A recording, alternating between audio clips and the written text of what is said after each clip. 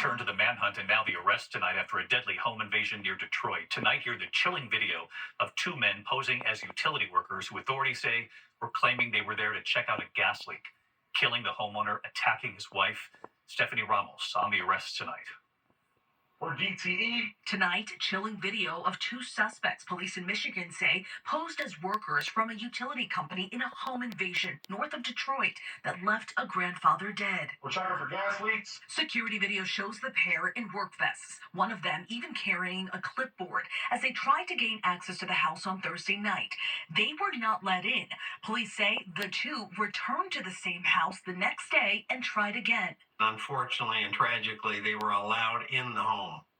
And once in the home, they went downstairs into the basement with the husband. 72-year-old Hussein Murray was killed. His wife duct taped and bound before the suspects ransacked the home. Authorities say the family was likely targeted because of their jewelry and pawn shop. Absolutely premeditated. You know, they came to the house with a fake DTE placard on the side of a pickup truck. Tonight, Carlos Jose Hernandez is in custody, charged with felony murder after he was tracked more than 1,000 miles away in Louisiana. An alleged accomplice, who police have not yet identified, also arrested today in Michigan. In a statement, Murray's grandson saying in part, "My grandfather was a man with a heart of gold. He has made a lasting impact with our family and community." David, that energy company and police are reminding residents that if utility workers show up to your house, lock the doors and call the company yourself to confirm they've been sent. David. Stephanie Ramos tonight. Stephanie, thank Aaron. Tonight, we have just learned several jurors have now been seated in a case that horrified this nation, the murders of two young girls hiking in Indiana. Tonight, investigators say prison recordings show the suspect soon facing trial confessed more than 60 times while behind bars. Here's Alex Perez. Tonight, nearly 8 years after the horrific murders of two girls rocked the small town of Delphi, Indiana, and made national headlines, the man accused of killing them is finally facing trial. Jury selection now underway. Police say Richard Allen made more than 60 jailhouse confessions to killing 13-year-old Abby Williams and 14-year-old Libby German as they hiked this trail. And evidence from Libby's own phone is expected to play a critical role at trial. Prosecutors say the 8th grader recorded video of the suspect moments before the murders, along with this chilling audio.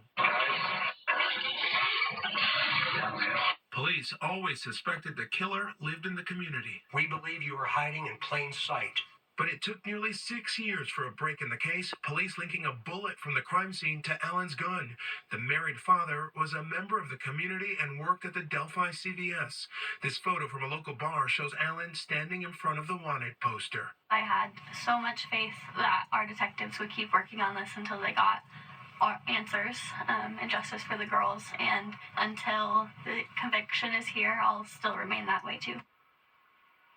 And David, Allen's defense argues his mental health was declining when he made those alleged confessions. So far, 14 of 16 jurors have been seated. David? Alex Perez on this case again tonight. Alex, thank you. We turn now to the crisis in the Middle East. Tonight, the U.S. is sending 100 American troops and an advanced anti-missile system to Israel.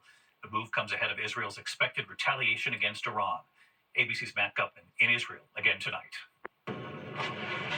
Tonight, for the first time since the start of the war, about 100 U.S. troops are being deployed to Israel as part of an advanced anti-missile defense system.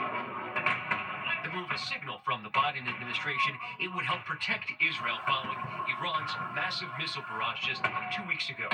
That deployment comes as the Iranian-backed Hezbollah launched the most attacks Sunday and Monday since the war began, managing to pierce Israel's air defenses in a sophisticated attack on an Israeli army base deep inside Israel. 4 soldiers killed, dozens wounded. Israel now in a multi-front war against Iranian proxies, expanding its incursion into southern Lebanon to root out Hezbollah while continuing its assault on Hamas in Gaza. And in northern Gaza, the IDF ordering about 400,000 people to evacuate, the UN calling the situation there dire. It comes as Israel unleashes another aerial assault, this time hitting a tent city near an embattled hospital. In videos circulating online, the blast and what appeared to be secondary explosions sparking an inferno. At least 3 killed, dozens wounded. As for the deployment of that U.S. anti-missile defense system and its 100 troops, David, I'm told it's not likely to be operational till at least the weekend. So it seems that Israel's counterstrike against Iran is not imminent. David. Matt Gutman from Tel Aviv. Matt, thank you. Back here in the U.S. tonight, in a passing to note, trailblazing activist Lilly Ledbetter has died of respiratory failure. Her life dedicated to fighting for equal pay for women. Her lawsuit against Goodyear led to the Lilly Ledbetter Fair Pay Act of 2009, expanding workers' rights. She stood behind then-President Obama as he signed it into law. It was the first bill he signed as president. Lilly Ledbetter was 86 years old. When we come back here tonight, the images coming in, the deadly commuter train accident outside New York, a tree on a train, at least one dead, many injured. Also, the suspect accused of trying to steal multiple planes at an airport. And the big change coming in the weather, where we could see the first major frost in a moment here. Tonight, the deadly commuter train accident near Trenton, New Jersey. A train operator was killed, 23 people hurt when a tree fell under the tracks, the tree then coming right through the windshield of that train. Tonight, the search for a suspect accused of trying to steal several small planes in Sonoma County, California. The sheriff says a mechanic reported stopping a man trying to climb into a plane with the engine running. The suspect then jumped into another plane before then being chased off again. When we get the index of other news and bracing for the first possible frost of the season, freeze warnings and frost alerts from North Dakota all the way to the Northeast tonight, parts of Pennsylvania and New Jersey included. Temperatures falling into the 20s and 30s by tomorrow morning.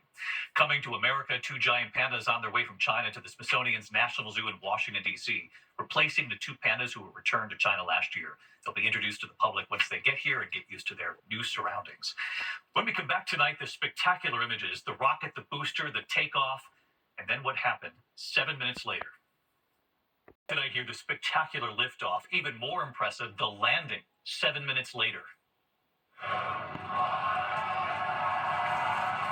Tonight, the remarkable breakthrough space mission and the history made. SpaceX launching this 400-foot rocket booster over the Gulf of Mexico, sending their Starship rocket, the world's largest and most powerful rocket, into space. The rocket and booster separating, and then incredibly, that booster making its way right back down to Earth. Oh, we can see it coming down through the plume. To the very same launch tower it just came from. Caught by mechanical arms, SpaceX has nicknamed Chopsticks. You can see those chopsticks.